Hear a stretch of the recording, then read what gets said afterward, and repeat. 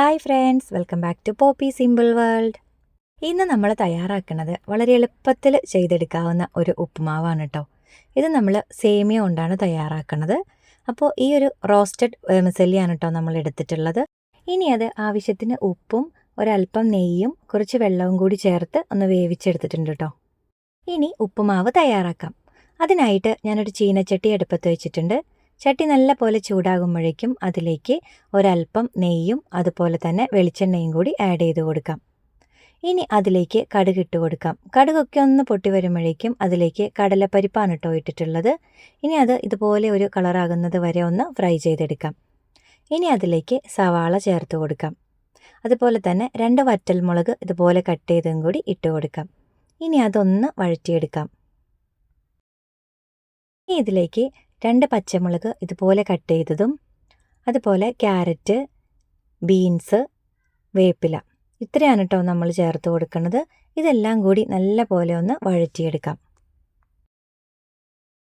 ഇനി ഇതിലേക്ക് ഒരല്പം മഞ്ഞൾപ്പൊടി കൂടി ചേർത്ത് കൊടുക്കാം. അതുപോലെ തന്നെ ഒരു ചെറിയ അല്ലി വെളുത്തുള്ളിയും ഒരു ചെറിയ കഷ്ണം ഇഞ്ചിയും കൂടി നല്ല പോലെ ഒന്ന് ചതച്ചതും കൂടി ഇട്ട് കൊടുക്കാം. നമ്മൾ ഉപ്പുമാവ് തയ്യാറാക്കുമ്പോൾ സാധാരണയായിട്ട് വെളുത്തുള്ളി ആഡ് ചെയ്യാറില്ലല്ലോ. ഞാനുണ്ടല്ലോ ഇങ്ങനെ സേമിയ ഉപ്പുമാവ് തയ്യാറാക്കുന്ന സമയത്ത് ഒരു ചെറിയ അല്ലി വെളുത്തുള്ളി ചേർക്കാറുണ്ട് കേട്ടോ. അതിൻ്റെ ആ ഒരു ഫ്ലേവർ വരുമ്പോൾ ഇതിന് പ്രത്യേക ഒരു ടേസ്റ്റാണ് ഉണ്ടാവുക.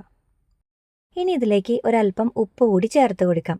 നമ്മളിവിടെ വേമസല്ലി വേവിക്കാൻ വെച്ച സമയത്ത് അതിലേക്ക് ഉപ്പ് ആഡ് ചെയ്തിട്ടുണ്ടായിരുന്നു. എന്നാലും കുറച്ചുകൂടി ഇതിലേക്ക് ഇട്ട് കൊടുക്കുന്നുണ്ട്. ഇനി ഇതിലേക്ക് നമ്മൾ വേവിച്ച് വെച്ചിരിക്കുന്ന സേമിയ ഉണ്ടല്ലോ അത് ചേർത്ത് കൊടുക്കാം. എന്നിട്ട് നല്ല പോലെ ഒന്ന് മിക്സ് ചെയ്ത് കൊടുക്കാം. നമ്മൾ സേമിയ വേവിച്ചെടുക്കുന്ന സമയത്ത് ഈ ഒരു പാകത്തിനാണ് കേട്ടോ എടുക്കേണ്ടത്. ഒത്തിരി അങ്ങോട്ട് കുഴഞ്ഞു പോകാതെ ഇങ്ങനെ ഒന്നിനൊന്നിന് വിട്ടുകിടക്കുന്ന ആ ഒരു പാകത്തിൽ. ഇനി ഞാൻ ഇതിലേക്ക് ഒരല്പം കുരുമുളക് പൊടി കൂടി ചേർത്ത് കൊടുക്കുന്നുണ്ട് കേട്ടോ.